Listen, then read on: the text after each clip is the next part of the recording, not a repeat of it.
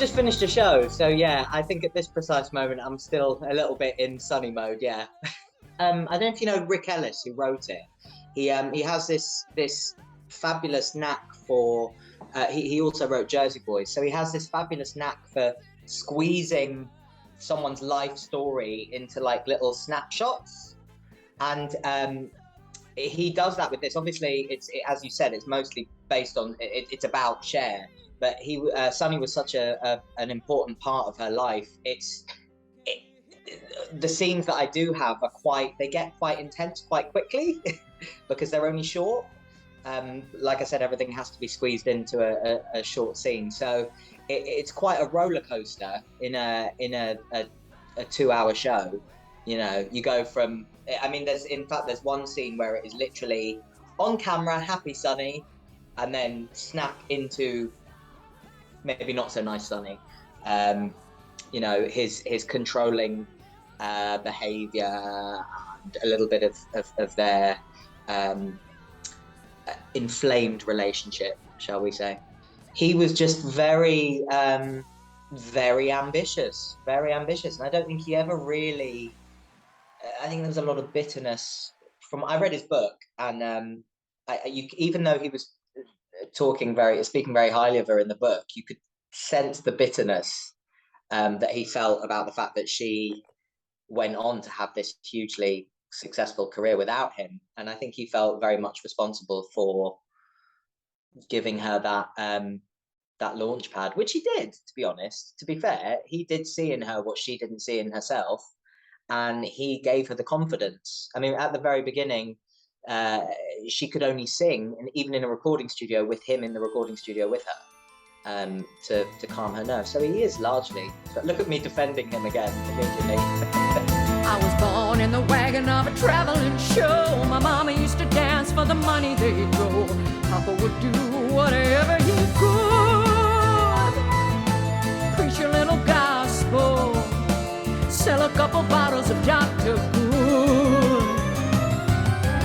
Gypsies, tramps, and thieves, we'd hear it from the people of the town. They call us gypsies, tramps, and thieves. But every night all the men would come around and lay their money down. My favourite Cher era, because I don't know if you know about the way this show is put together, but there's three ladies playing Cher. One of them is actually called Lady. So there's Babe, Lady, and Star. So it's her younger self, which is the shy, innocent Cher, which is when Sunny discovers her. And then there's Lady, which is the comedy hour, when they start to really make it big in America. After they've lost their career, they get it back. And then Star is when she's on her own. They were in so much debt after they had I Got You, Babe. Oh, that's what I was going to say before. The earliest era is actually my favourite era, so I get to sing my favourite songs, which is great.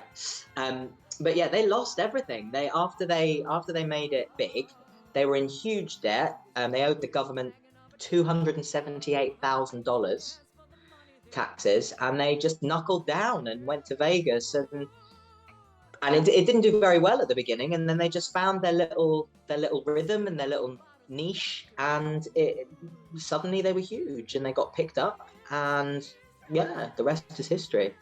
We also see her a little bit about her acting, how she went to Broadway, and then she got into movies, and she just kept going. She still keeps going. You know, she's still Cher. You get all the iconic songs, phenomenal costumes, as you can see, and also I've had a lot of people come to see it and say, "Oh, I had no idea about that." So I think people will be surprised how many of the songs they know. The production is fantastic. The staging is fantastic. Arlene Phillips is a huge fan of Cher, so she put her heart and soul into this, like she always does, but particularly this one. And there's a mega mix. You never really know when you're in rehearsals. And yes, it has been done on Broadway before, but it's a different production, and there's been some tweaks and changes. So you don't know how an English audience is going to react in comparison to an American audience. So we have all been so happy with the response. The audience are going, I've not had one person come and see it who hasn't loved it. So, it's very difficult sometimes when you're in a show, you can't tell, you don't know.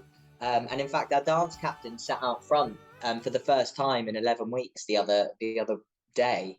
And she came back and said, oh, guys, you've no idea how fantastic it is. Sometimes it might not feel like it looks from out front, but it really is fantastic. So I can only go by what other people say. My family came to see it in Dublin a few weeks ago, and they all absolutely adored it. So the audience response has been brilliant. I mean, literally 15 minutes ago, there were just 2,000 people out there screaming and singing Turn Back Time.